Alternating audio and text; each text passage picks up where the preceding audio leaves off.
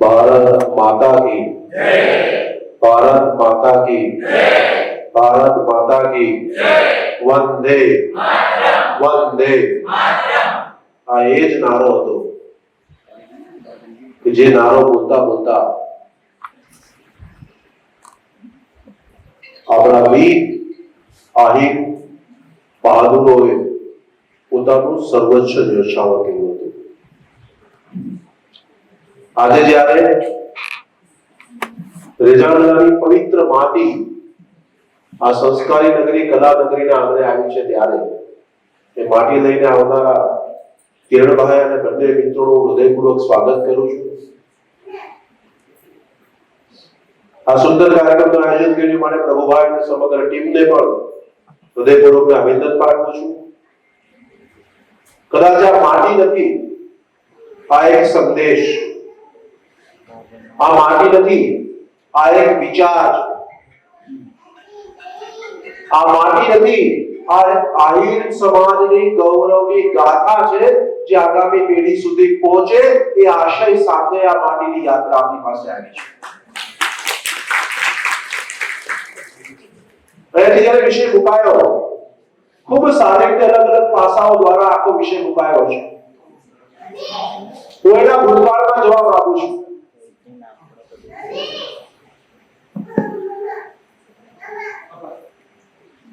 એના ઇતિહાસની 1947માં દેશ આઝાદ થયો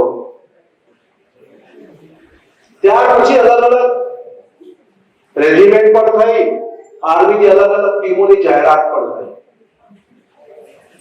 હું આ 1962 ની વાતની શરૂઆત કરું એ પહેલા 1948 થી શરૂઆત કરવા માંગુ છું। અને 1948 થી શરૂઆત એટલા માટે કરવા માંગુ છું કે જે રેજિમેન્ટના આહિર યુવાનો હતા 13 કુમાવત રેજિમેન્ટની સ્થાપના, એ કુમાવત રેજિમેન્ટની જે સ્થાપના જે છે તે 5મી ઓગસ્ટ 1948 ના રોજ એસસી ટેલર નામના કર્નલે કરી હતી। અને એ સમયે એ રેજિમેન્ટમાં કુમાવત રેજિમેન્ટની અંદર સૌથી વધારે કોઈ યુવાનો જોડાયા હોય તો આહિર સમાજના યુવાનો જોડાયા હતા। અને આજે પણ એ 5મી ઓગસ્ટનો દિવસને રેજિમેન્ટના ફાઉન્ડેશન દિવસને આહિર સમાજ, યાદવ સમાજ સમગ્ર દેશમાં અને હરિયાણામાં ખૂબ મોટા પાયેની ઉજવણી કરે છે। 1962 માં આપણને યુદ્ધ ખબર છે, ચીનની તાકાત આપણા કરતા ખૂબ વધારે હતી। એ સમયે દેશ આઝાદ થયો 15 વર્ષ થયા હતા। દેશમાં ગરીબી પણ હતી, ભૂખમરો પણ હતો। અહીંયા જે વિષય મુકાયો કે આપણા સૈનિકો પાસે પૂરતા સાધનો નહોતા। સાધનો તો છોડો, કપડા પણ નહોતા। એ પ્રકારની સ્થિતિ હતી। અને એ સ્થિતિ સમજવા માટે થઈને હું તમને ઉદાહરણ આપવા માંગુ છું। આપણે અહીંયા ઠંડી પડે ને શિયાળામાં, ભૂલમાં જો તાપમાન 18 ડિગ્રી થાય, 18 ડિગ્રી કરતા ઓછું થાય તાપમાન, એટલે ધીરે ધીરે લોકોને ધ્યાનમાં આવવા લાગે ઠંડીની શરૂઆત થઈ છે। 10 ડિગ્રી થાય તો સામાન્ય સ્ટોરી આવે 10 ડિગ્રી થઈ ગઈ છે। અને જો 8 ડિગ્રી થાય, 5 ડિગ્રી થાય તો ઘરની બહાર નીકળવાનું મન ન થાય। 0 ડિગ્રી થાય તો ઘરમાં પણ બ્લેન્કેટની બહાર નીકળવાનું મન ન થાય। -10, -20, કલ્પના કરો -30 ડિગ્રી તાપમાન પર કેવી સ્થિતિ હશે। એ રેજાગરાનું તાપમાન 18મી નવેમ્બરે જ્યારે આ યુદ્ધ થયું એ દિવસે તાપમાન -30 ડિગ્રી તાપમાન હતું। અને -30 ડિગ્રી તાપમાન હતું, પૂરતા કપડા નહોતા। નીચેની ટીમનો સંદેશો પણ આવે છે। સંદેશો શું આવે છે કે નીચે આવી જાઓ।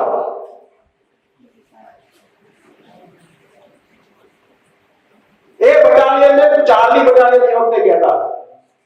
ત્યાર પછી આ ઘટના પછી એને રેજાગલા બટાલિયન તરીકે કહેવાની શરૂઆત થઈ।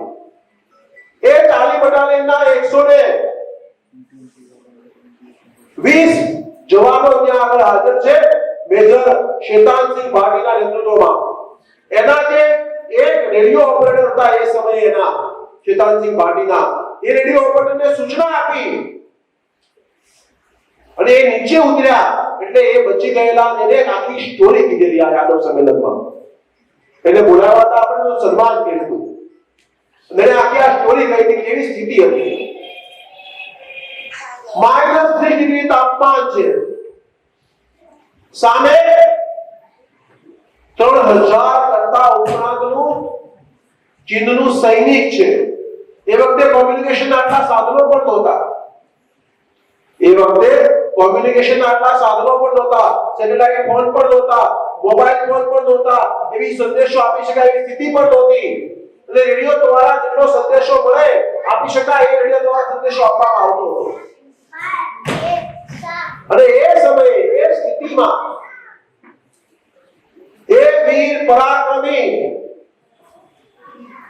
આ યુવાનોએ નક્કી કર્યું કે આપણે લડવું છે.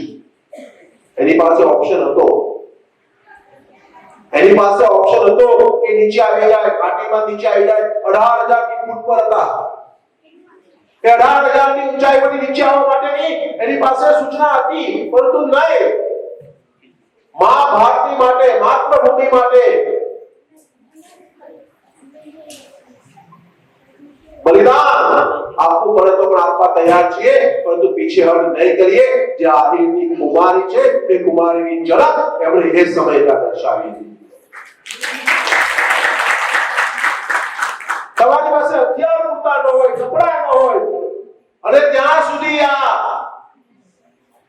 હુકમસિંહજી જે પોતાના શબ્દોમાં કહ્યું હતું, ત્યાં સુધી કહ્યું કે એમની પાસે ખાવાની સામગ્રી પણ પૂરી થઈ ગઈ હતી. રાશન પણ પૂરું થઈ ગયું હતું, તે છતાં પણ લડ્યા. ખબર હતી બે વસ્તુ છે. ઘણી વખત ઘણા લોકોને શહીદ કે આપણે કહેતા હોઈએ છીએ. હત્યા અને શહીદીમાં ફરક છે. હત્યા કોને કહેવાય? કોઈની પર હત્યા થઈ ગઈ હોય, સૂતો કોઈ મારી નાખે તો હત્યા એ શહીદ ન કહેવાય. દેશમાં કામ કરતા હોય, સરહદ ઉપર નોકરી કરતા હોય, તમને કોઈ મારી નાખે તો એને પણ આપણે શહીદના દરજ્જામાં મૂકીએ છીએ. તો હત્યા અને શહીદ વચ્ચે અંતર આ છે. હત્યામાં તમને કોઈ મારી નાખે, શહીદમાં તમને ખબર હોય કે મારું મોત સામે છે, તેમ છતાં પણ ભારત માતાનો જયકારો કરતા કરતા મોતને પણ ગળે લગાડે, એને શહીદ કહેવાય. એટલા માટે આ શહીદોની યાત્રા છે, આ પરાક્રમી વીરોની આ યાત્રા છે. અને એ યાત્રા આજે વડોદરાના આંગણે આવી છે. કેમ આટલા વર્ષ પછી યાત્રા કાઢવી પડી? એની પાછળનું પણ કારણ છે. એની પાછળનું કારણ એ છે કે આગામી પેઢી આ રજામેલાનો ઇતિહાસ એ જાણે. કિરણજીએ ખૂબ સારી વાત કરી. એમણે ખૂબ સારી વાત કરી કે એ સમયે લતાજીનું જે ગીત હતું, હમણાં જે ભાઈએ ગાયું, ખૂબ સારું ગાયું. જે ગીત ગાયું એ ગીતના શબ્દોમાં બે શબ્દ, એમણે એક શબ્દની વાત કરી કે એક ને 10 को मारा. એ રેજામેલામાં માર્યા હતા, એક ને 10 को मारा. બીજું એક લાઈન એમાં એ પણ હતી કે જબ હમ મના રહે થે દિવાળી, 18મી નવેમ્બર દિવાળીનો તહેવારના સમયો, જ્યારે આપણે દિવાળી ઉજવતા હતા આપણા ઘરની અંદર, ત્યારે ખૂનની હોલી રમી રહ્યા હતા. એ આ વીર આઈલોના બલિદાનની આ માટી છે. એ શબ્દ એટલે ગીતમાં ઉમેર્યો હતો કે જબ હમ ખેલ રહે થે, જબ હમ બોલ રહે કે દિવાળી હો ખેલ રહે થે ખૂન કી હોલી. આ ખૂન કી હોલી એટલા માટે કીધું કે એ સમયે આપણે આપણા ઘરમાં તહેવાર મનાવતા હતા, ત્યારે માતૃભૂમિની રક્ષા કરતા હતા. અને જો એ રક્ષા ન કરી હોત તો આજે વસાઈ ચીન આપણે કહીએ છીએ કે ક્યારેક ભારતનો ટુકડો હતો, એમાં આખી ઘાટી નહીં પંજાબ સુધી પણ ઘૂસી શક્યા હોત. એ પ્રકારની સ્થિતિ એ સમયે હતી. પરંતુ કમનસીબી રહે, દેશના ઇતિહાસકારોમાં પણ રહે લેખકોમાં પણ રહે કે જેમણે પણ ઇતિહાસ લખ્યો એમણે આ વાતની નોંધ ન લખી કે આમાં સૌથી વધારે બલિદાન એ આહિર યુવાનોએ આપ્યું છે. આ ઇતિહાસને ઉજાગર કરવા માટે થઈને મને લાગે છે કે આ કળશ યાત્રાનું આયોજન થયું છે. જે રાષ્ટ્ર, જે સમાજ પોતાનો ભવ્ય અને દિવ્ય ઇતિહાસ ભૂલે છે એનું ભવિષ્ય પણ અંધકારમય હોય છે. અને એટલા માટે આપણો ઇતિહાસ યાદ કરાવવા માટે થઈને આ યાત્રા છે. નવી પેઢી એનામાંથી પ્રેરણા પ્રાપ્ત કરે એટલા માટે આ યાત્રા છે. કદાચ આપણને સૌને અવસર ન મળે સરહદ ઉપર સૈન્યમાં જઈને દુશ્મનને ગોળીએ દેવો અને એની ગોળીથી શહીદ થવાનો આપણને કદાચ અવસર ન મળે, પરંતુ આપણે જ્યાં છીએ ત્યાંથી આ યુવાનોમાંથી, આ વીર પરાક્રમી સેનાના શહીદોમાંથી આપણે કઈ પ્રેરણા પ્રાપ્ત કરીએ કે જે કામગીરી હું કરું છું એ કામગીરી પર રાષ્ટ્ર હિતને ધ્યાનમાં રાખીને, મા ભારતીને ધ્યાનમાં રાખીને કરીશ તો મને પૂરો વિશ્વાસ છે આજે સ્વર્ગથી પણ જોતા હશે કે આજે પણ મારા યુવાનો મારામાંથી પ્રેરણા લઈ રહ્યા છે. આ નાની સુધી વાત નથી. ઘણા લોકો ઇતિહાસ વાંચતા હોય છે અને ઘણા લોકો ઇતિહાસ બનાવતા હોય છે. આ ઇતિહાસનું સર્જન કરતા યુવાનોની વાત છે. એક કવિએ ખૂબ સાચું કહ્યું છે कि क्या है देश उन्हीं का है जो युद्धों में मर जाते हैं, क्या है देश उन्हीं का है जो युद्धों में मर जाते हैं. ऐसा युद्ध वतन की खातिर सबको लड़ना पड़ता है. संकट की घड़ी में सबको सैनिक बनना पड़ता है. और जो कौम वतन के खातिर मरने या जीने को तैयार नहीं, उसकी संतति को आजादी जीने का अधिकार नहीं. आजादी રાખવી હોય, આઝાદીનો આનંદ લેવો હોય તો એક સૈનિકની જે જવાબદારી સરહદ ઉપર છે એ જવાબદારી અહીંયા બેઠેલા દરેક વ્યક્તિની જે કામમાં હોય.